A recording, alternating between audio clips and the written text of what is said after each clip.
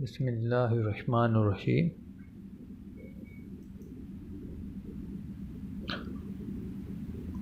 आज हम डिस्कस करेंगे budgeting, A management tool for financial planning and control, hand out 5 chapter 8।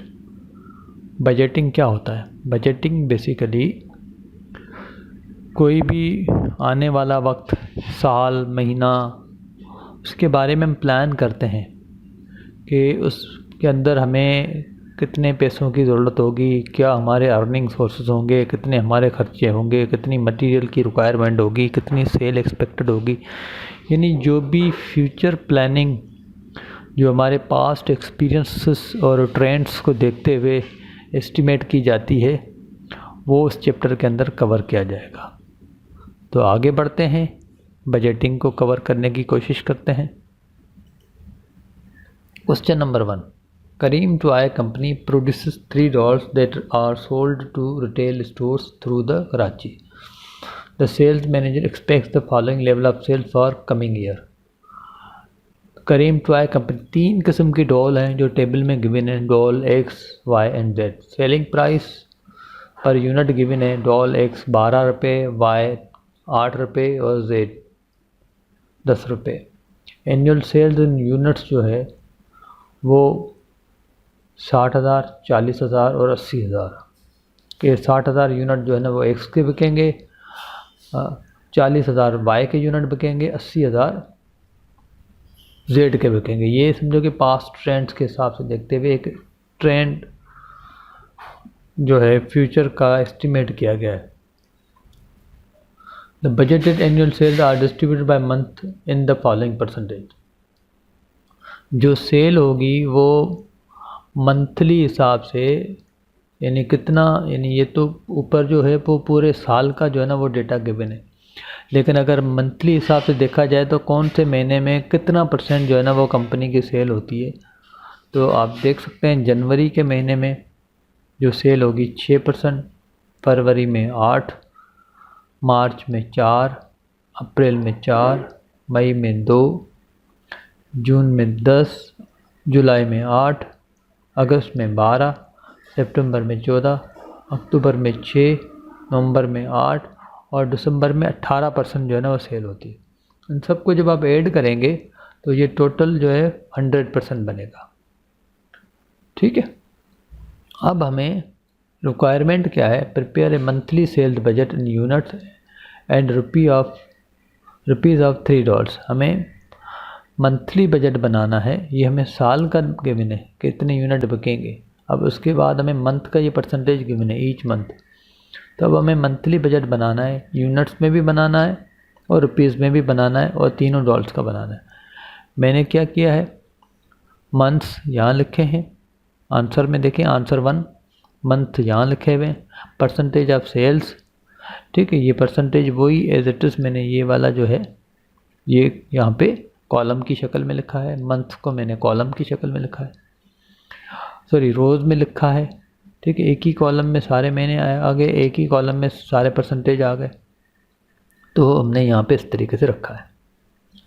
अब जो है ना हमें सेल निकालनी है यूनिट्स के अंदर और रुपीज़ के अंदर। सबसे पहले आते हैं एक्स की जो सेल एनुअल सेल है वो 60,000 यूनिट है। तो मैंने क्या किया, 60,000 ये सालाना है, ऊपर लिखा हुआ है एनुअल सेल्स इन यूनिट, सालाना है। अब मुझे मंथली निकालना है। अब जनवरी के महीने में 6% सेल हो रही है। मैंने क्या किया, 60,000 को उठाया, 60,000 को 6% के साथ मल्टीप्लाई कर दिया, 6% के साथ मल्टीप्लाई किया तो आंसर आ गया 3600। यानी एक्स सेल एक्स यूनिट्स से एक्स की सेल जो है यूनिट्स में 3600 यूनिट्स है। कैसे कैलकुलेट हुआ, 60,000 मल्टीप्लाई बाय 6%। ठीक है, 60,000 एनुअल और 6% जो है मंथली परसेंटेज गिवन है। ठीक है, तो 3,600 यूनिट जो है वो जनवरी में बिकेंगे। और जब हमने 3,600 को एक्स की सेलिंग प्राइस 12 के साथ मल्टीप्लाई किया तो आंसर आया 43,200। यानी एक्स की सेल यूनिट्स में 3,600 होगी और रुपीज़ में 43,200 होगी।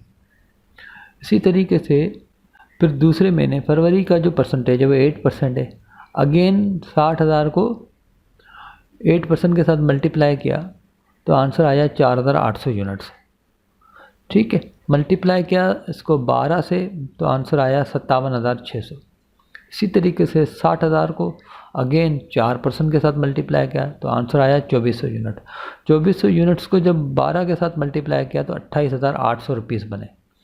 ठीक है, तो इस तरीके से बारी बारी 60,000 को मल्टीप्लाई किया गया और ये हमारे यूनिट्स आते गए। ठीक है, अगर आप इनका टोटल निकालें, इनका टोटल 100% बनेगा यानी 1 होगा, और अगर इसका टोटल आप निकालें तो इसका टोटल 60,000 होगा। ठीक है, और ये सिंपली 12 के साथ मल्टीप्लाई करने के बाद ये आंसर आए। ठीक है, इन आंसर्स का भी अगर टोटल निकालें तो वो टोटल बराबर होगा उस टोटल के कि अगर हम 60,000 यूनिट को 12 के साथ मल्टीप्लाई करें तो जो आंसर आएगा वो ये सेल्स इन रुपीज़ का जो टोटल होगा उसके बराबर होगा। इसी तरीके से फिर सेल वाई यूनिट्स में निकाली गई है। अब वाई की एनुअल सेल्स 40,000 है, 6% के साथ मल्टीप्लाई किया 2400 आ गए। फिर 2400 को हमने सेलिंग प्राइस ऑफ वाई 8 रुपये से मल्टीप्लाई किया तो 19,200 आ गए। फिर 40,000 को 8% के साथ मल्टीप्लाई किया 3200 यूनिट आ गए। 3200 को 8 रुपये सेलिंग प्राइस के साथ मल्टीप्लाई किया तो 25,600। इस तरीके से 40,000 को उन सब परसेंटेजेस के साथ मल्टीप्लाई किया गया तो वाई की सेल आ गई यूनिट्स में, और फिर जितने यूनिट्स हैं उनको 8 रुपये के साथ मल्टीप्लाई किया तो सेल का अमाउंट आ गया रुपीज़ में, और यही काम जेड के साथ किया गया। तो ये क्वेश्चन नंबर 1 हमारा कंप्लीट हो गया। आते हैं क्वेश्चन नंबर 2 पे। KCO company produces 2 models of calculator, basic and memory. The projected operating performance data for the month of July include the following. KCO 2 किस्म के जो है ना कैलकुलेटर बनाती है, बेसिक और मेमोरी। अब इसमें बेसिक का डेटा और मेमोरी का डेटा गिवन है। एस्टिमेटेड बिगिनिंग इन्वेंट्री जो है वो 2500 यूनिट है और मेमोरी की 2100 यूनिट है। एस्टिमेटेड जुलाई सेल, जुलाई में एक्सपेक्टेड जो सेल है 7,000 यूनिट बेसिक के और 7,150 मेमोरी के। डिज़ायर्ड एंडिंग इन्वेंट्री जो है 2,750 बेसिक और 1,950 मेमोरी है। उसके बाद रिक्वायरमेंट क्या है, required prepare a production budget for जुलाई। देखो ये बिगिनिंग, एंडिंग और एस्टिमेटेड सेल गिवन है। अब हमें जुलाई में, ये जुलाई के महीने के हैं सारे, अब हमें जुलाई में कितने यूनिट प्रोड्यूस करने हैं तो वो हमें बताना है। बेसिक के कितने यूनिट प्रोड्यूस होंगे और मेमोरी के कितने यूनिट प्रोड्यूस होंगे। ठीक है, अब इसको सॉल्व किया गया। अब देखें जुलाई की जो एस्टिमेटेड सेल है यूनिट्स के अंदर वो बेसिक के 7,000 यूनिट है और मेमोरी के 7,150 यूनिट है। बेसिक के 7,000 यूनिट और 7,150 यूनिट, यानी ये हमें बेचने हैं। लाजमी बात है 7,750 ये हमें यूनिट बेचने हैं। उसके बाद जुलाई का महीना जब एंड होगा तो 2,750 यूनिट हमारे पास जो है ना हमारी शॉप पे होने चाहिए बेसिक के, और 1,950 यूनिट हमारे पास होने चाहिए मेमोरी के। तो हमने डिज़ायर्ड एंडिंग इन्वेंट्री जो है 2,750 और 1,950 ये दोनों यहाँ पे पुट किए।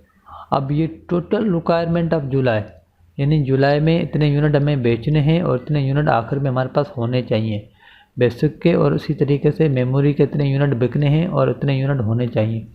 तो जब हमने टोटल रिक्वायरमेंट को ऐड किया तो 9,750 और 9,100 यूनिट बन रहे हैं। अब जुलाई का महीना जब शुरू हुआ तो उसमें हमारे पास 2,500 यूनिट जो पिछले जून के महीने से वो हमारे पास जो है ट्रांसफ़र हुए जुलाई के अंदर। तो वो यूनिट चूँकि अब हमारे पास ऑलरेडी मौजूद हैं, अब जुलाई की टोटल रिक्वायरमेंट 9,750 है कि इतने यूनिट हमें जुलाई में चाहिए, लेकिन 2,500 यूनिट हमें प्रीवियस पीरियड से मिले, वो हमने माइनस कर दिए। तो उसका मतलब जुलाई के अंदर हमें मज़ीद 7,250 यूनिट प्रोड्यूस करने हैं। इसी तरीके से 9,100 यूनिट जो है मेमोरी के कैलकुलेटर के वो जुलाई में रिक्वायरमेंट है, जिसमें 2,100 यूनिट जो है वो हमें पिछले महीने यानी जून से जो है वो हमें ट्रांसफ़र होके मिले। तो वो 9,100 यूनिट हमें ज़रूरत है, 2,100 यूनिट हमें ऑलरेडी हमारे पास मौजूद हैं पिछले महीने के। तो इस महीने में हमें 7,000 यूनिट मज़ीद बनाने हैं। ये हमारा क्वेश्चन नंबर 2 कंप्लीट हो गया। आगे बढ़ते हैं। Question number 3, the sales purchasing and production manager of the GSK company are meeting to determine the firm's operating needs for the final 6 months of the year. The sales budget for this period is as follows. GSK के sales manager ने साल के आखिरी 6 महीनों का sales budget जो है ना वो एस्टिमेट किया है। जुलाई में 19,200 यूनिट, अगस्त में 22,400 यूनिट, सितंबर में 18,600, अक्टूबर में 25,600, नवंबर में 30,400 और दिसंबर में 20,800। ठीक है। The production manager attempts to maintain a raw material inventory at the end of the month equal to the budgeted production needs for the next 2 months। ठीक है। अब इसमें कह रहा है कि प्रोडक्शन मैनेजर जो है वो उतना रॉ मटेरियल इन्वेंट्री में रखना चाह रहा है, and ending inventory raw material की इतनी होगी कि जितनी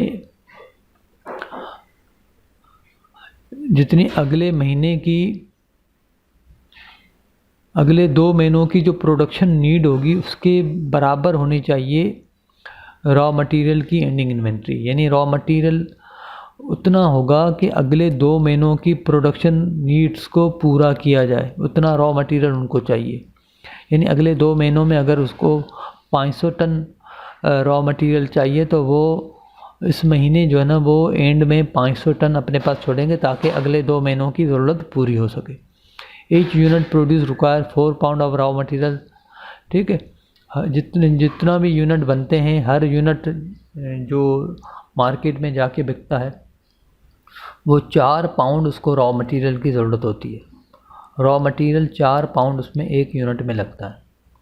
ठीक है। और उसकी कॉस्ट जो है वो 4 रुपये है, उसकी कॉस्ट जो है वो 4 रुपये है। ठीक है। The sales manager like to maintain a finish good inventory at 150% of the following month budgeted cell.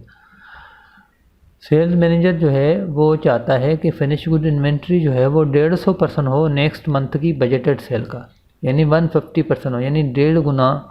अगर मिसाल अगले महीने की सेल अगर 20,000 यूनिट है तो वो चाह रहा है कि इस महीने की जो एंडिंग इन्वेंट्री हो 30,000 यूनिट हो, यानी अगले महीने की टारगेटेड सेल से भी जो है ना 50% ज़्यादा, यानी टोटल 150%। यानी अगर अगले महीने की सेल 20,000 है तो इस महीने एंडिंग में इसको 30,000 यूनिट रखने। As of the June 30 the firm had 2,72,000 pound of raw material. जून के एंड में कंपनी के पास 2,72,000 पाउंड रॉ मटेरियल था और इन्वेंट्री जो थी वो 27,200 unit of the finish goods. यानी जो रेडी यूनिट्स थे उनकी एंडिंग इन्वेंट्री 27,200 थी और जो रॉ मटेरियल था उसकी एंडिंग इन्वेंट्री 2,72,000 पाउंड थी। ठीक है। तो ये तो उनको जुलाई, जैसे ये जून के एंड में उसको मिला है, यानी जून ख़त्म हुआ तो ये मटेरियल उनके पास बचा हुआ था, यानी जुलाई जैसे शुरू हुआ होगा तो ये चीज़ें इनके पास मौजूद होंगी। सबसे पहले रिक्वायरमेंट में क्या है, prepare a production budget in unit for as many month as possible. Production budget in unit, यानी जो बने बनाए यूनिट्स हैं, जो यूनिट्स हमें बनाने हैं तो वो हर महीने या कितने महीनों के बन सकते हैं वो हमें यहाँ पे बजट में बनाना है। तो सबसे पहले फिनिश गुड की बात होगी, सबसे पहले फिनिश गुड की बात होगी। अब आप देखें जुलाई में बजटेड सेल जो थे वो 19,200 यूनिट है, 19,200 यूनिट है। अगस्त में 22,400 यूनिट है, सितंबर में 18,600 यूनिट है, अक्टूबर में 25,600 यूनिट है, नवंबर में 30,400 यूनिट है। ये हमारी बजटेड सेल है कि भाई इतने यूनिट बिकेंगे, इतने यूनिट बिकेंगे। ठीक है। उसके बाद डिज़ायर्ड एंडिंग इन्वेंट्री। अभी हम समझो कि फिनिश गुड की बात कर रहे हैं, अभी ये बजट जो बनना है ये फिनिश गुड का बनना है।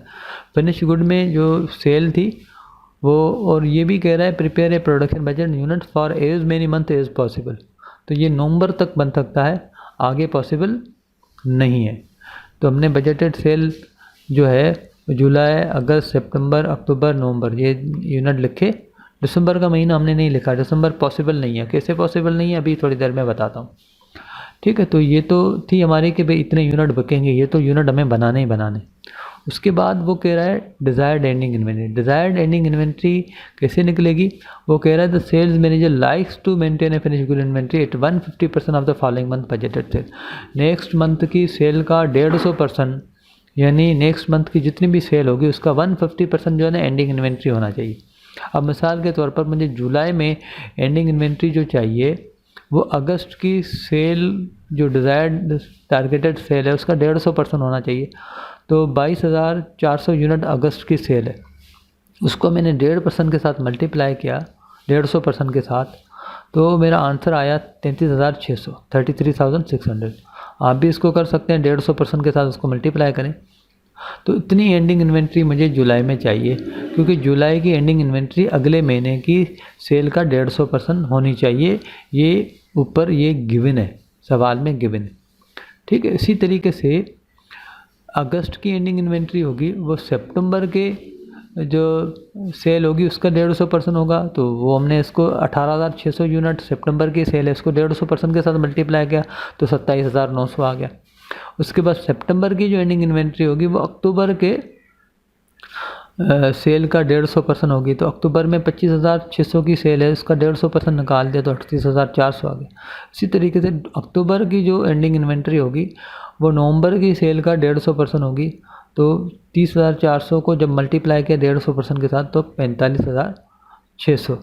उसके बाद नवंबर की एंडिंग इन्वेंट्री जो होगी, नवंबर की जो एंडिंग इन्वेंट्री होगी वो दिसंबर 20,400 जो दिसंबर की सेल है उसका 150% होगा, तो 20,800 को जब हमने 150% के साथ मल्टीप्लाई किया तो 31,200 बनेगा।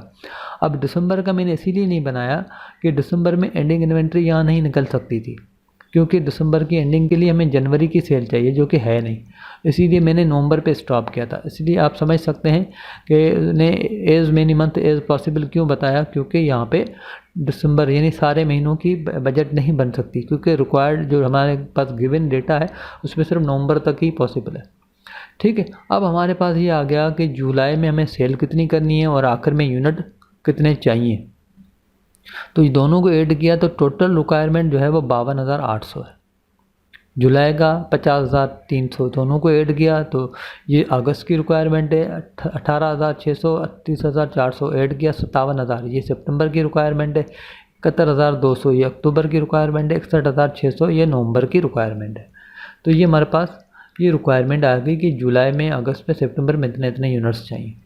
अब जुलाई जब शुरू हुआ तो हमें शुरू में 27,200 यूनिट जो पिछले महीने से ट्रांसफ़र हुए थे, जैसे ये ऊपर गिवन है कि रॉ मटेरियल इन्वेंट्री जो जून के एंड में थी वो 27,200 फिनिश गुड इन्वेंट्री थी, तो ये यूनिट तो ऑलरेडी जो है ना हमारे पास वहाँ प्रोडक्शन यूनिट पे मौजूद है, तो हमें टोटल रिक्वायरमेंट है 52,800, इतने यूनिट हमारे पास ऑलरेडी बने हुए हैं।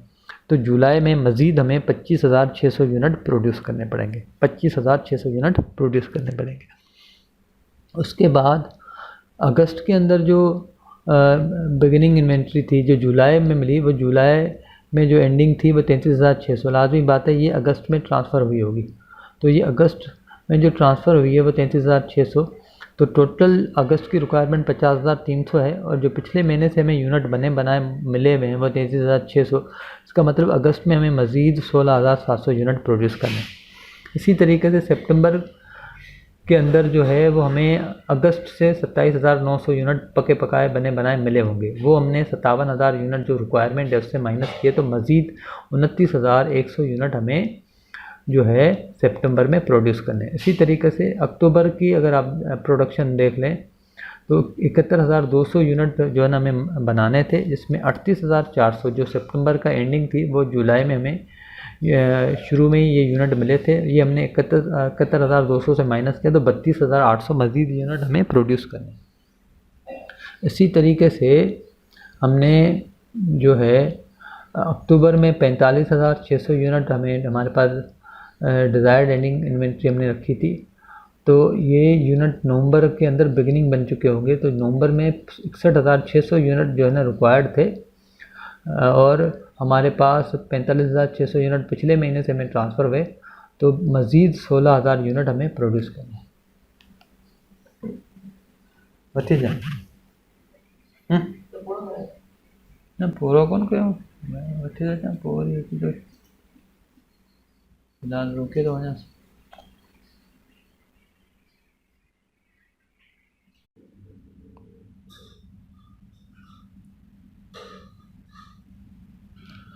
प्रॉब्लम 3 कंटिन्यूड है। इसमें देखें अभी हमने पार्ट ए किया, prepare a production budget in units for as many months as possible. ये प्रोडक्शन बजट इन यूनिट्स हमने बना लिया, ठीक है। पार्ट बी में कह रहा है prepare a raw material purchase budget in pounds for as many months as possible. आगे बढ़ते हैं। प्रॉब्लम 3 वही डेटा मैंने रखा हुआ है, ठीक है। द प्रोडक्शन मैनेजर वांट्स सच यानी and of the ending inventory जो रखना चाह रहा है वो अगले महीने की 2 महीनों की प्रोडक्शन रिक्वायरमेंट के हिसाब से रखना चाह रहा है, ठीक है। Each unit produce require 4 pounds of raw material. एक यूनिट में 4 पाउंड लगते हैं मटेरियल के, 4 पाउंड जो है मटेरियल रिक्वायर्ड है। तो आगे बढ़ते हैं। 2,72,000 पाउंड उसको रॉ मटेरियल जो है ना वो जून से ट्रांसफ़र हुआ है।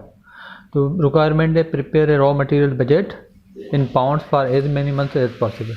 सबसे पहला काम हमने ये किया है कि जो पीछे जो डेटा यानी जो हमने प्रोडक्शन बजट बनाया था वो हमने एज इट इज़ उठा के यहाँ कॉपी किया। जैसे ये वाला जो बजट था वो हमने उठा के यहाँ कॉपी किया है कि जुलाई में हमें 25,600, अगस्त में 16,000, ये सारा हमने रखा है। अब जुलाई में हमें 25,600 यूनिट बनाने हैं, 25,600 यूनिट बनाने हैं। अब 25,600 यूनिट बनाने के लिए रॉ मटेरियल एक यूनिट 4 पाउंड रिक्वायर्ड है। तो रॉ मटेरियल परचेज बजट कितना बनेगा, कैसे बनेगा?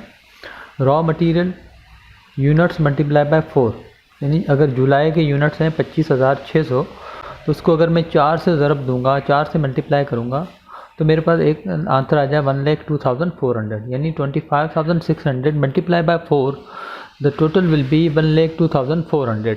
तो ये जो है ना जुलाई की जो यूनिट्स की रिक्वायरमेंट है उस हिसाब से मुझे रॉ मटेरियल इतना चाहिए, ठीक है, 25,600। उसके बाद फिर अगस्त में 16,700 यूनिट मुझे बनाने हैं, तो उसमें मल्टीप्लाई बाय 4 किया तो आंसर आ गया 66,800।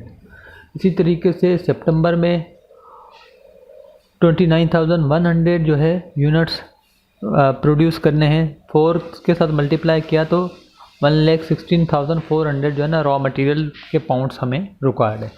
इसी तरीके से अक्टूबर और नवंबर को किया गया, लेकिन बजट सिर्फ 3 महीनों का बनाया गया। कैसे 3 महीनों का बनाया ये अभी आपको समझ में आ जाएगा।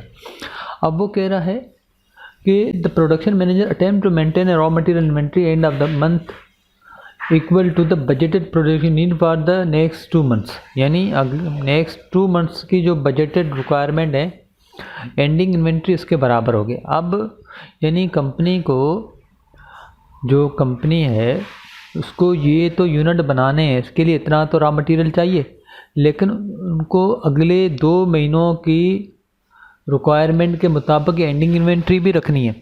तो अगर हम देखें तो अगले महीने जो यूनिट प्रोड्यूस होंगे, यानी अगले महीने जो रॉ मटेरियल की रिक्वायरमेंट है वो है 66,800, और उसके बाद वाले जो महीने की रिक्वायरमेंट है वो 1,16,400 है। यानी नेक्स्ट 2 मंथ की प्रोडक्शन रिक्वायरमेंट 66,800 एंड 1,16,400, दोनों को ऐड किया तो 1,83,200। तो एंडिंग इन्वेंट्री हमें कितनी रखनी है?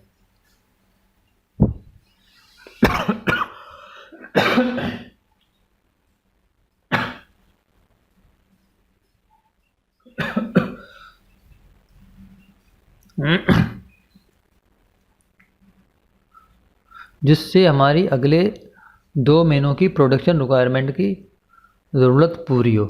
तो अगले 2 महीनों की रिक्वायरमेंट है 66,800 और 1,16,400, दोनों को ऐड किया तो हमें रॉ मटेरियल एंडिंग इन्वेंट्री 1,83,200 जो है वो यहाँ पे रखनी है, ताकि अगले 2 महीनों की रिक्वायरमेंट पूरी हो। उसके बाद अगस्त महीने में अगर जो एंडिंग इन्वेंट्री हमें रखनी होगी वो आने वाले 2 महीने यानी सितंबर और अक्टूबर की प्रोडक्शन रिक्वायरमेंट, यानी अगले 2 महीनों की 1,16,400, 1,31,200, यानी हमें जो रॉ मटेरियल रिक्वायर्ड है एंडिंग वो 2,47,600, इन दोनों को ऐड करने के बाद यहाँ उसके बाद सितंबर में जो हमें रिक्वायरमेंट है रॉ मटेरियल की वो अक्टूबर और नवंबर की जो प्रोडक्शन रिक्वायरमेंट है दोनों महीनों की उनके बराबर होना चाहिए। तो 1,31,200 और 64,000 दोनों को ऐड किया तो 3,11,000 और सॉरी 1,95,200, यानी इन दोनों को ऐड किया तो 1,95,200। ठीक है, अक्टूबर का एंडिंग या अक्टूबर का इसीलिए नहीं बन सकता कि उसके लिए हमें नवंबर और दिसंबर चाहिए, तो इसीलिए जो है ना ये सिर्फ 3 महीनों का ही बन सकता है प्रोडक्शन बजट। अब हमें टोटल मटेरियल रिक्वायरमेंट कितनी है? ठीक है, मटेरियल प्रोडक्शन के लिए चाहिए 1,02,400 जुलाई के अंदर, और जो हमें एंडिंग इन्वेंट्री चाहिए जो अगले 2 महीनों की प्रोडक्शन रिक्वायरमेंट को पूरा करे मटेरियल की एंडिंग इन्वेंट्री, वो 1,83,200। टोटल जो मटेरियल हमें रिक्वायर्ड है वो 2,85,600 है। अब इतना मटेरियल, इतने पाउंड्स हमें मटेरियल जो है वो रिक्वायर्ड है, इतने पाउंड्स मटेरियल हमें रिक्वायर्ड है।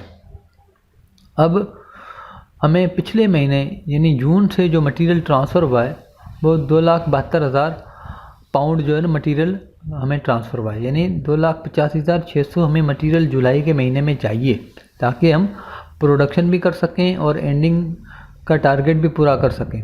तो टोटल रिक्वायरमेंट 2,85,600 है, जिसमें से हमें 2,72,000 पिछले महीने से हमें ट्रांसफ़र हुआ। ठीक है, तो वो तो ऑलरेडी हमारे पास मटेरियल जो है ना वो मौजूद है, तो वो मटेरियल अगर हम माइनस कर देंगे तो मज़ीद हमें कितना मटेरियल परचेज़ करना पड़ेगा? 13,600। इसी तरीके से अगस्त की जो रिक्वायरमेंट है वो है 3,14,400। और अगस्त के महीने में जो हमारे पास बिगिनिंग इन्वेंट्री जो कि यहाँ जुलाई से हमारे पास आई होगी 1,83,200, इतना मटेरियल हमें जुलाई से ट्रांसफ़र हुआ 1,83,200। ठीक है, तो इतनी हमारी रिक्वायरमेंट है 3,14,000, इतना हमें ट्रांसफ़र हुआ पिछले महीने से, तो ये माइनस कर देंगे तो मज़ीद हमें 1,31,200 यूनिट्स जो है ड्यूरिंग द अगस्त बाय करने। इसी तरीके से सितंबर की जो रिक्वायरमेंट है 3,11,600, इसमें से 2,47,600 जो पिछले महीने की एंडिंग थी वो इस महीने हमें यानी इस सितंबर के स्टार्ट में हमारे पास मौजूद होगा मटेरियल, इतना मटेरियल।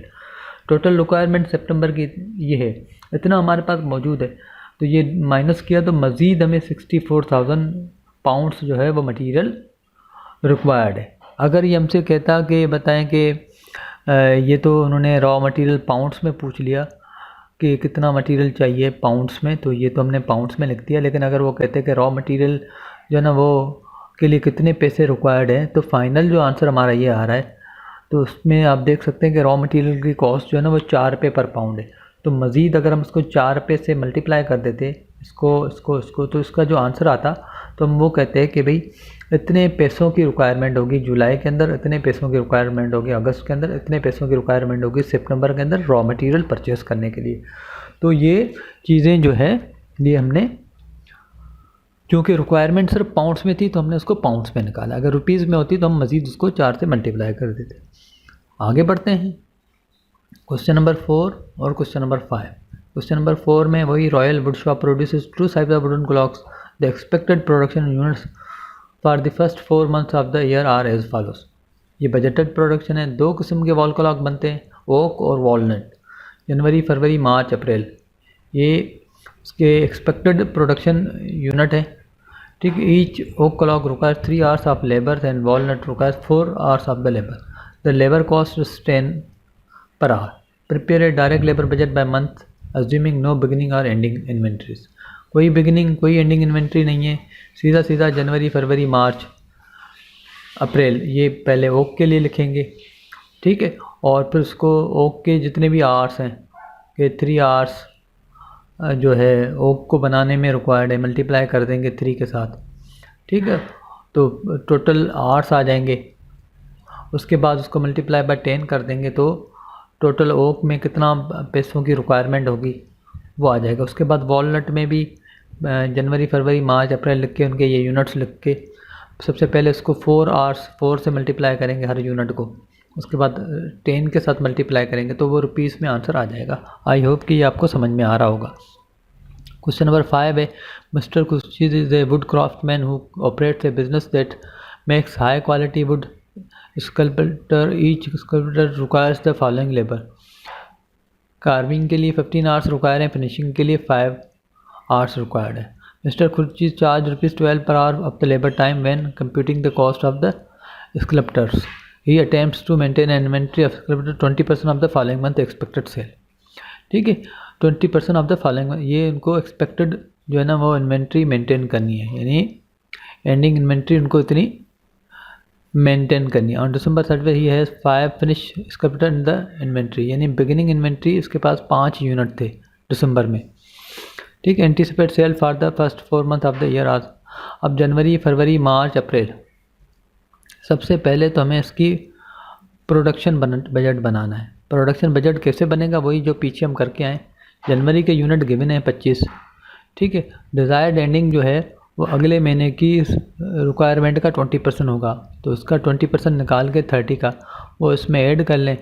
और पिछले महीने यानी दिसंबर में जो हमें एंडिंग मिला है वो 5 यूनिट मिले हैं, तो 5 यूनिट से उसको माइनस कर दें तो हमारे पास जो है ना वो प्रोडक्शन रिक्वायरमेंट आ जाएगी। ठीक है, उसके बाद जो है टोटल एक यूनिट को बनाने में 20 घंटे लगते हैं, तो फिर आप टोटल यूनिट्स को 20 से मल्टीप्लाई करेंगे और फिर मज़ीद 12 से मल्टीप्लाई करेंगे। इस तरीके से ये क्वेश्चन हमारा सॉल्व होगा। क्वेश्चन नंबर 6 को भी आप रीड कर लीजिएगा। ये भी बजटेड इनकम स्टेटमेंट हमें बनानी है। सेल हमें गिवन है, ठीक है, और एंडिंग इन्वेंट्री गिवन है। Inventory, cost of goods sold, fix cost, variable वगैरह सारा परसेंटेज गिवन है। तो ये इनकम स्टेटमेंट आपकी बन जाएगी। उसके बाद बजटेड ईच मंथ यानी परचेज़ बजट हमें बनाना है कि कितना रॉ मटेरियल हमें परचेज़ करना पड़ेगा, तो ये 3 महीनों का बनाना है। तो ये डेटा पढ़ के ये क्वेश्चन भी आप लोगों से सॉल्व हो जाएगा। आगे बढ़ते हैं। Question number 7, Bridgestone company has the following budgeted activity for the January 21। Sales 9 lakh, gross profit as a percentage of sale 30%, increase in inventory January 13,000 inventory increase हुई। Increase in accounts payable during January 20,000, increase in accounts payable during January 2000। ये हमारे पास data है। The total selling administrative expenses ₹88,750 per month plus 10% of total sale. Included in the total for the selling is ₹50,000 per month of the depreciation expense. ये जो 88,750 है, 88,750, उसमें 50,000 जो है ना आपका डेप्रिसिएशन है। डेप्रिसिएशन याद रखें, डेप्रिसिएशन नॉन कैश एक्सपेंस होता है, ये हम किसी को पे नहीं करते, ये नॉन कैश एक्सपेंस होता है। ये सिर्फ एक्सपेंस में शो होता है लेकिन इसकी पेमेंट किसी को नहीं होती। आगे कह रहा है वेरिएबल सेलिंग एडमिनिस्ट्रेटिव एक्सपेंस। ठीक है, वेरिएबल सेलिंग जो है ये 88,750, ये जो है ना ये फिक्स कॉस्ट है पर month plus 10% of total cell. 10% of total cell जो दे रहा है, ये परसेंटेज जो दे रहा है, इसका मतलब ये वेरिएबल है।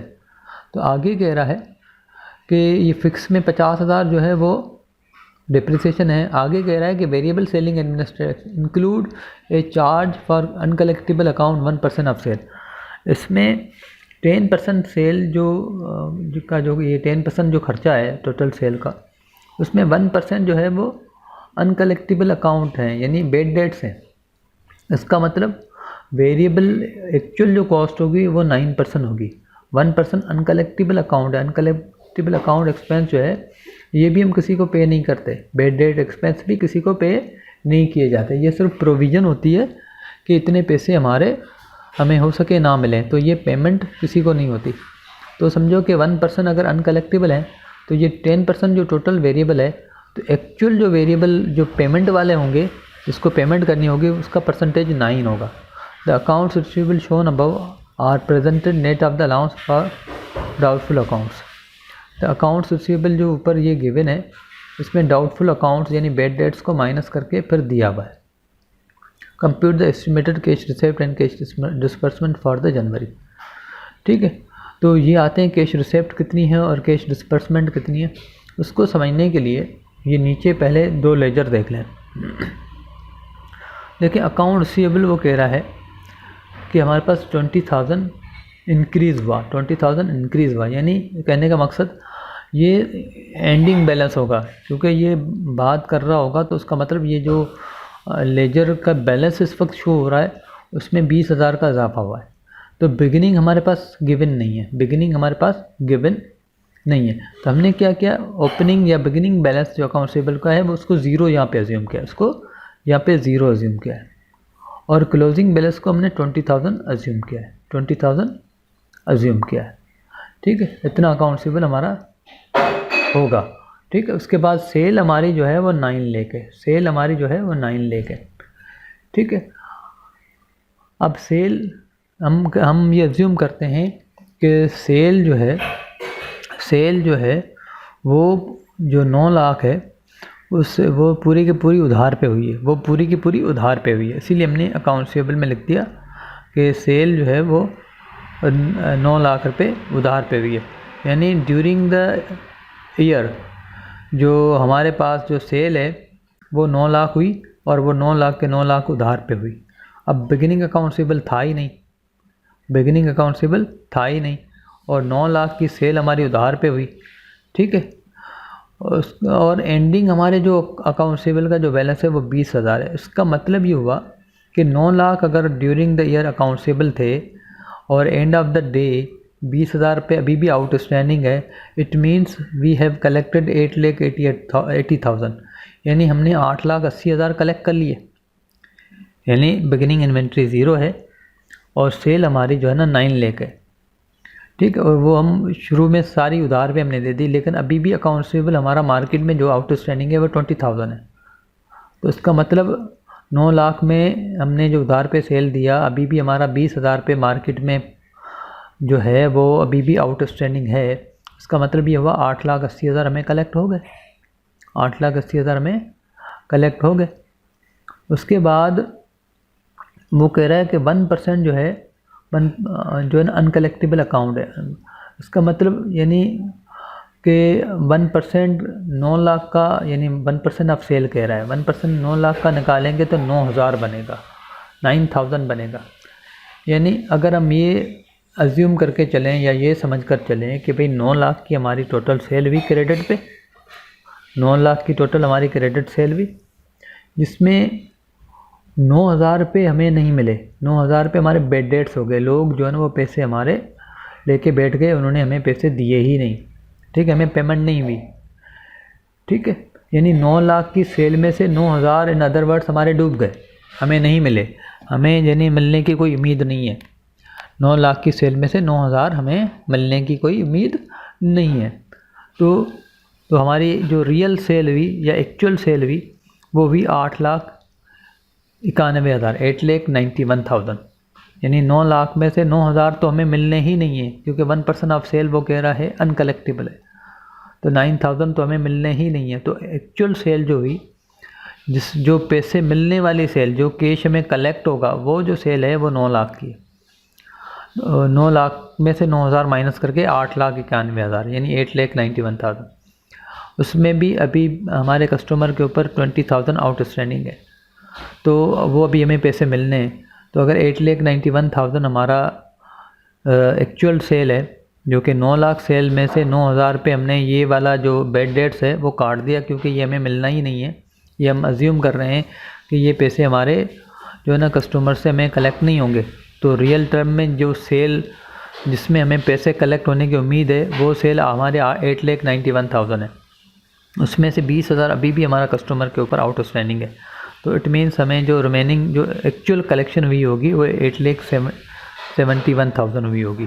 तो हमने यहाँ पे लिख दिया कैश रिसिप्ट 8,71,000। अब आप कैश रिसिप्ट को यहाँ ऊपर देख लें, कैश रिसिप्ट 9 लाख हमारी सेल है। ठीक है, increase in account receivable, account receivable में अगर इंक्रीज़ हुआ है तो वो माइनस करेंगे, डिक्रीज़ होगा तो प्लस करेंगे, तो वो माइनस कर दिया। Increase in bad debts, increase bad debts में इंक्रीज़ होगा तो माइनस करेंगे। ठीक है, डिक्रीज़ होगा तो प्लस करेंगे। तो ये टोटल रिसिप्ट हो गई 8,71,000। इस तरीके से भी आप कर सकते हैं, ये थोड़ा डिटेल में समझाने की कोशिश की है। इसी तरीके से ये तो रिसिप्ट्स हो गए। अब आते हैं कैश पेमेंट पे। कैश पेमेंट को समझने के लिए, यानी डिस्बर्समेंट को समझने के लिए अकाउंट्स पेबल को समझते हैं। अकाउंट्स पेबल में वो कह रहा है increase in account payable during January 2000।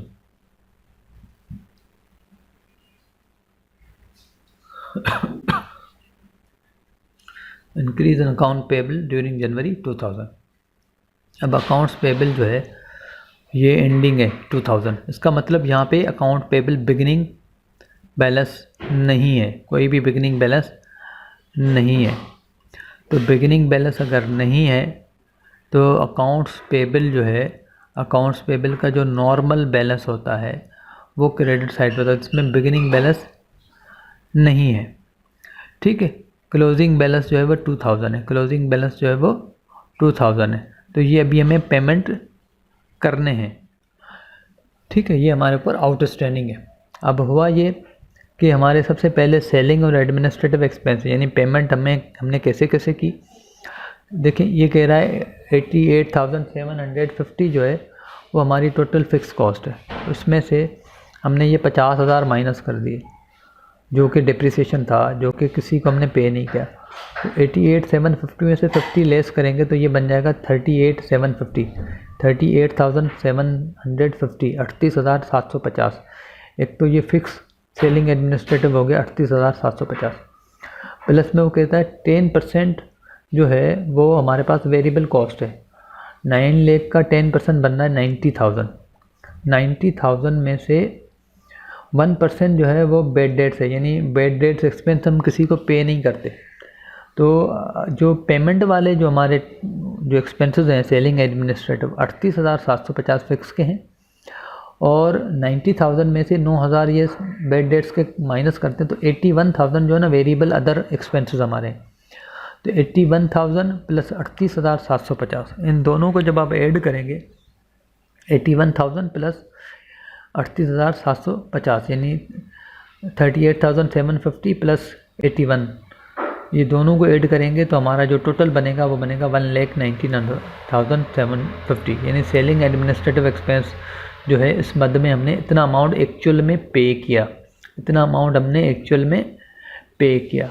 ठीक है, खर्चे तो ये देखो अगर हम देखें तो 90,000 और 88,750 जो कि 1,78,750, 1,78,750 बन रहे हैं, लेकिन उसमें से 50,000 ये हमने माइनस कर लिए जो कि डिप्रिसिएशन हमने किसी को पे नहीं किया, नॉन कैश एक्सपेंस था, तो ये हमने माइनस कर लिए।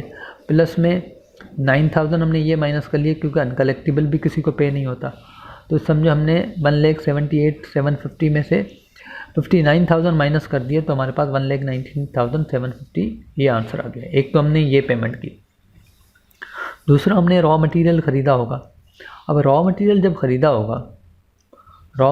ख़रीदा होगा तो रॉ मटेरियल कितना परचेज़ कितनी हुई होगी, तो आप देख सकते हैं कि वो कह रहा है कि ग्रॉस प्रॉफिट मार्जिन जो है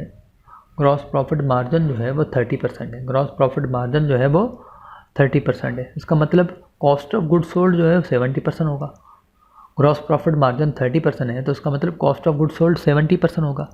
तो 9 लाख अगर हमारी सेल है, 9 लाख हमारी सेल है, उसका अगर मैं 70% निकालूँ तो वो बनेगा 6,30,000, 6,30,000, 6,30,000। आप 9 लाख को 70% के साथ मल्टीप्लाई करके देखें। याद रखें सेल में से cost of good sold minus होता है तो ग्रॉस प्रॉफिट आता है। ग्रॉस प्रॉफिट अगर 30% है तो कंफर्म है कि कॉस्ट ऑफ गुड सोल्ड 70% होगा। तो मैंने 9 लाख का 70% निकाला तो 6,30,000 आ रहा है। तो यानी 6,30,000 हमारा कॉस्ट ऑफ गुड सोल्ड है। अब कॉस्ट ऑफ गुड सोल्ड कैसे निकलता है? कॉस्ट ऑफ गुड सोल्ड कैसे निकलता है? बिगिनिंग इन्वेंट्री प्लस करते हैं परचेजेस माइनस करते हैं एंडिंग इन्वेंट्री, तो हमारे पास कॉस्ट ऑफ गुड सोल्ड आता है। तो ये 6,30,000 तो हमारे पास कॉस्ट ऑफ गुड सोल्ड है। ये कैसे निकला? Beginning inventory plus purchases minus ending inventory, और जो आंसर आएगा फाइनल वो कॉस्ट ऑफ गुड सोल्ड कहलाएगा। तो हमें यहाँ पे कोई बिगिनिंग इन्वेंट्री गिवन नहीं है तो हम बिगिनिंग इन्वेंट्री 0 अज्यूम करेंगे। क्या अज्यूम करेंगे? 0, क्योंकि हमने जो एक्चुअल पेमेंट की होगी वो परचेजेस में की होगी। तो बिगिनिंग इन्वेंट्री हमारी 0, परचेजेस का हमें पता नहीं है, तो cost of good sold available for sale ये अभी हमें पता नहीं है, क्वेश्चन मार्क है। एंडिंग इन्वेंट्री हमारे पास 13,000 है, एंडिंग इन्वेंट्री 13, यानी cost of goods available for sale में से एंडिंग माइनस होता है। तो वो 13,000 जब माइनस करेंगे तो कॉस्ट ऑफ गुड्स सोल्ड का जो आंसर हमारे पास आ रहा है वो आ रहा है 6,30,000, 6,30,000। ठीक है, कॉस्ट ऑफ गुड्स सोल्ड आ रहा है। तो उसका मतलब कितना अमाउंट होगा कि उसमें से 13,000 माइनस करेंगे तो 6,30,000 आएगा। तो लाजमी बात है वो अमाउंट होगा 6,43,000। 6,43,000 में से अगर आप 13,000 माइनस करेंगे तो आंसर आएगा 6,30,000। तो इसका मतलब cost of goods available for sale जो है वो 6,43,000 है, 6,43,000 है। ठीक है, अब अगर हम थोड़ा रिवर्स में और जाएं तो परचेज़ हमारी जो है वो कितनी होगी और बिगिनिंग कितनी होगी। जब बिगिनिंग हमारी ज़ीरो है और cost of goods available for sale हमारी 6,43,000 है, इसका मतलब बिगिनिंग और परचेज़ एड होके cost of goods available for sale बनता है। तो बिगिनिंग ज़ीरो है तो cost of goods available for sale 6,43,000 है, तो वो समझो कि पूरे की पूरी हमारी परचेज़ है। तो उसका मतलब हमारी जो परचेज़ हुई है वो 6,43,000 की हुई है, 6,43,000 की परचेज़ हुई है। ठीक है, तो उसके मद में हमने पेमेंट की, ये सेलिंग एडमिनिस्ट्रेटिव की मद में हमने पेमेंट की। अब परचेज़ तो हमने इतनी की, लेकिन क्या हमने जहाँ से सप्लायर को से परचेज़ किया उसको पूरी पेमेंट की? तो वो हमें पता लग रहा है कि 2,000 रुपये अभी भी हमारे उसके आउटस्टैंडिंग है। 2,000 अभी भी हमें पेमेंट करनी है उसको, जिसका हमें हमारे ऊपर कर्जा, जिससे हमने परचेज़ किया, उधार लिया है। ठीक है, तो हमने क्या किया, 1,19,750, 6,43,000 दोनों को ऐड किया, उसमें से ये 2,000 माइनस कर दिया, 2,000 ये माइनस कर दिया। तो कैश डिस्बर्समेंट आ गया 7,60,750, 7,60,750। ये हमारा डिस्बर्समेंट है और ये हमारे रिसेप्ट है। उसको कैश डिस्बर्समेंट को यहाँ समझते हैं। सेलिंग एडमिनिस्ट्रेटिव लेस डिप्रिसिएशन 38,750, 88,750 में से 50 माइनस किए। ठीक है, वेरिएबल सेलिंग लेस अनकलेक्टेबल 81,000, 90,000 बनना था, 9,000 ये लेस क्या है, नहीं। Purchase cost of good sold plus ending inventory, cost of good sold 6,30,000, ending inventory 13,000, 6,43,000। ये समझो कि सारी हमारी पेमेंट्स हैं। अकाउंट्स पेबल यानी जहाँ से हमने इन्वेंट्री ली है उनको अभी हमें पेमेंट करनी है 2,000। ठीक है, तो समझो कि ये अभी हमें देने हैं। तो ये समझो कि इतना अमाउंट हमने ये पे किया, लेकिन ये 6,43,000 हमने पूरा पे नहीं किया। समझो उसमें से 6,41,000 पे किया, क्योंकि 2,000 अभी रहते हैं। तो यहाँ पे हमने 6,43,000 पूरा लिया, इसलिए 2,000 यहाँ पे हम माइनस कर रहे हैं, या तो हम यहाँ पे 6,41 लिख देते। ठीक है, तो हमें पता नहीं है कि परचेस का अमाउंट अभी रहता है उसका कर्ज़ा है या किसी सैलरीज़ का कर्ज़ा है या यूटिलिटी का, ये हमें पता नहीं है। तो लिहाजा ये जितने भी खर्चे हैं उन सबको हम एक साथ ऐड कर रहे हैं और सिर्फ 2,000 माइनस कर रहे हैं कि भाई ये हमें पेमेंट करनी है। यानी इतने खर्चों में से 2,000 अभी हमारे ऊपर आउटस्टैंडिंग है, यानी ये हमने पे नहीं किया। तो ये टोटल पेमेंट वाले खर्चे हैं, इसमें से 2,000 अभी रहते हैं, ये माइनस किया तो हमारे पास आंसर आया 7,60,750। तो ये अमाउंट अभी हमारे ऊपर ड्यू है, पेमेंट करनी है हमें। उसके बाद क्वेश्चन नंबर 8 है, उसमें भी रिसिप्ट्स बजट बनाना है। ठीक है, क्वेश्चन नंबर 9 है, उसमें भी परचेज बजट और डिस्बर्समेंट बजट हमें बनाना है। क्वेश्चन नंबर 10 है, उसमें इनकम स्टेटमेंट बनाना है और कैश बजट बनाना है। कैश बजट में वही रिसिप्ट और डिस्बर्समेंट आ जाता है। ठीक है, क्वेश्चन नंबर 11 में कैश बजट बनाना है, कैश बजट में रिसिप्ट और डिस्बर्समेंट आ जाती हैं। ठीक है, तो ये अभी हम सवाल कर चुके। Thank you very much.